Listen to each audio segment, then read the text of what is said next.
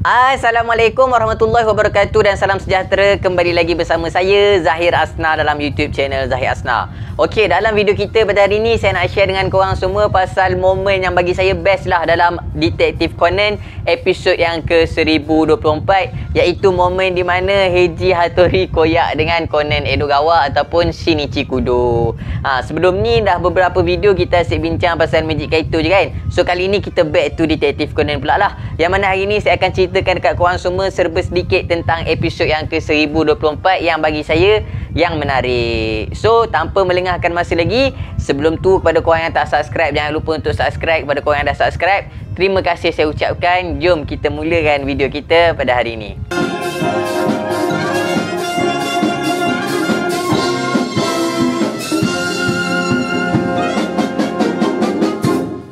Baiklah, overall dalam episod yang ke-1024 yang bertajuk Oka Momiji's Challenge ni menceritakan tentang Heiji Hattori dan juga Shinichi Kudo yang telah pun dicabar oleh Oka Momiji sendirilah. Yang mana Momiji ni sebenarnya merupakan seorang perempuan yang dia minat dekat Heiji Hattori sebenarnya. Tapi sayangnya Heiji Hattori tak minat dekat dia. So dalam episod kali ni dia telah pun minta tolong Heiji Hattori untuk selesaikan satu kod rahsia disebabkan oleh kenalan kepada keluarga dia ni ada adik-beradik dalam keluarga tersebut yang terpaksa menyelesaikan satu pesanan yang ditinggalkan oleh arwah ibu mereka lah untuk mendapatkan diorang punya harta peninggalan mak dia ni. So untuk mendapatkan harta tersebut, memandangkan arwah dulu ni baik orangnya, suka benda-benda kod dan misteri ni, maka dia pun telah meninggalkan pesanan tersebut dalam bentuk kod dan misteri kepada anak dia.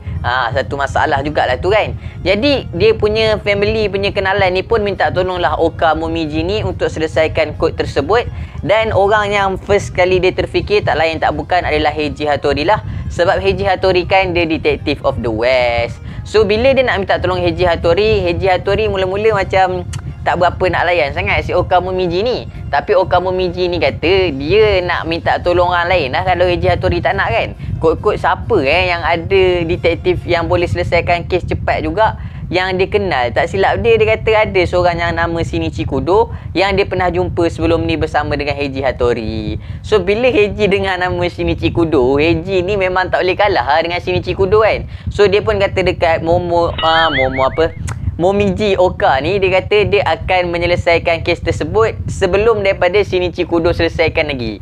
Dia siap kata apa lagi? Kalau Shinichi berjaya untuk selesaikan kod ni dulu, kalau detektif lain tu berjaya, dia kata dia sanggup buat apa sahaja yang diminta oleh Oka Momiji. Aduhai, si Oka Momiji ni pula bila dia jalan mesti sama-sama dengan Iori, dia punya pembantu tu kan. Dan Iori tu pula seorang yang sangat teliti lah dia ni. So dia rekod apa yang dikatakan oleh Heiji Hattori tu. Masa tu Heiji dengan Kazuha jalan sama-sama. So Kazuha ni bukan main gelabah lah, Heiji pun gelabah juga. Sebab dia tahu si Oka Momiji ni memang minat gila dekat Heiji Hattori ni. Kalau Heiji kalah, tak mustahil Oka Momiji ni akan suruh Heiji untuk kahwin dengan dia. Memang kalau Heiji kalah, pisang Heiji mat. So bila Heiji dah cakap macam tu, Oka Momiji pun terus kontak Ranmauri untuk minta tolong Shinichi Kudo selesaikan kes tersebut. Tapi si Ran ni dia tak berani nak call Shinichi terus. Sebab dia malu dengan apa yang dia dah buat masa lawatan kat sekolah hari itulah. Yang mana masa dia telah pun cium pipi Shinichi Kudo tu, dia masih teringat lagi tentang benda tu. So bila Shinichi Kudo ataupun Conan Edogawa dapat mesej pasal kod rahsia ni, memang dia pun mula-mula struggle juga nak selesai kan. Dia pun terfikir juga. Tapi macam biasalah, memandangkan Conan tak boleh nak balik kepada bentuk Shinichi, jadi Conan guna alasan yang Shinichi Kudo minta tolong dia wakilkan Shinichi Kudo untuk selesaikan kes ni. So diorang pun berjumpalah dengan Oka Momiji dan Heiji Hattori, sama-sama dengan Ranmauri dengan Conan Edogawa semua pun berjumpa. So bila diorang dah jumpa tu, si Kazuha ceritalah dekat Ranmauri apa yang dah berlaku. Tapi Heiji Hattori tak bagi tahulah dekat Conan Edogawa ataupun Shinichi Kudo ni kan. Sebab Heiji ni bila dia nak bertanding, dia tak nak rasa macam dia kalah sebab kesian macam tu je. So Conan mula-mula memang tak tahu apa yang berlaku, tapi Ranmauri dah tahu. So Ranmauri ni kalau boleh dia nak kali ni biar Shinichi Kudo yang kalah. Tapi Heiji Hattori tak main simpati-simpati ni, so dia pun tetap tak bagi tahu kepada Conan Edogawa. Tapi ada satu part tu, masa diorang tengah jalan sama-sama, so bila diorang jalan sama-sama tu, Oka Momiji ni ada cakap pasal addition dengan subtraction lah. pasal penambahan dan penolakan kan. So bila dengar benda tu, Conan Edogawa pun dapat idea, Shinichi Kudo pun dapat idea macam mana nak selesaikan kod misteri tersebut. So bila dah dapat idea tu, serentak pula diorang memberi jawapan kepada misteri tersebut. Bila diorang bagi jawapan serentak tu, mula-mula benda tu dah nampak macam seri kan. Kazuha kata benda ni kira seri lah. Sebabnya Heiji Hattori dengan Conan bagi jawapan pada waktu yang sama. Tapi si Iori yang merupakan pembantu kepada Oka Momiji ni, dia punya teliti tu, dia kata apa? Dia kata memandangkan Conan Edogawa ni wakil kepada Shinichi Kudo, maknanya Shinichi selesaikan lebih awal daripada Heiji Hattori baru bagi tahu dekat Conan Edogawa. So Conan yang merupakan memang Shinichi Kudo ni, semua orang tahu, dia pun apa lagi, dia bangga lah kan. Dia cakap lah yang memang Shinichi Kudo sebenarnya selesaikan lebih cepat daripada Heiji Hattori. Masa ni lah yang lawaknya. Heiji Hattori koyak mat. Heiji Hattori siap bisik lagi kat Conan Edogawa. Dia kata kau jangan nak melebih. Kalau kau melebih kali ni, aku betul-betul bocorkan rahsia pasal identiti kau. So memandangkan Heiji Hattori nampak macam marah gila, Conan Edogawa pun katalah yang sebenarnya Shinichi Kudo dengan Heiji Hattori bagi jawapan serentak. Cuma masa tu Conan Edogawa terkejut sebab tu dia menjerit. Memang masa tu dia terus bagi jawapan sama macam Heiji Hattori lah, dia cakap kan.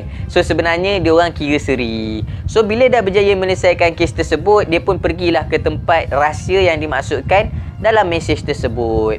Bila dah sampai dekat tempat rahsia tu, dia orang tadi kan dah seri kan. So Kazuha macam dah relax, Heiji Hattori pun dah relax kan. Bila sampai kat tempat rahsia tu, yang dia peliknya dah ada 4 orang sebelum mereka yang sampai. Dan ternyata 4 orang tu adalah 4 orang daripada keluarga yang merupakan daripada kenalan family Oka Momiji ni tadi. Dan yang paling-paling lagi menjadi satu isu adalah apabila dia sampai tu, ada satu kematian yang telah berlaku dan yang dah mati tu merupakan abang sulung daripada 4 beradik tu. Kalau tak ada kematian, bukan cerita detektif Conan lah kan, kalau tak ada kes.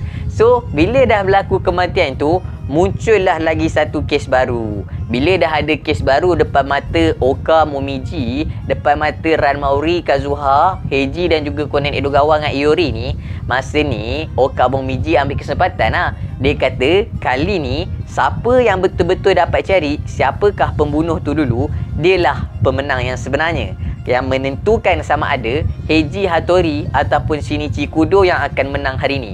Kalau Heiji Hattori kalah, Heiji Hattori terpaksa melakukan apa sahaja yang diminta oleh Oka Momiji. So episod 1024 pun habis kat situ je lah, bersambung macam tu. So memang kita semua nak tahu siapa yang akan menang, iaitu Heiji Hattori ataupun Conan Edogawa sendiri. Kalau kita nak tahu, kita kena nantikan the next episode lah kan. Tapi memang episod kali ni bagi saya agak menghiburkan bila part Heiji Hattori koyak tu. Dia siap nak bongkarkan identiti Conan Edogawa gitu. Bukan biasa-biasa. Selalu dia yang cuba untuk sembunyikan identiti Conan ni. Walaupun dia banyak kali tersasul kan, panggil nama Kudo dekat Conan Edogawa. Kali ni walaupun dia tak tersasul, dia siap bagi amaran lagi.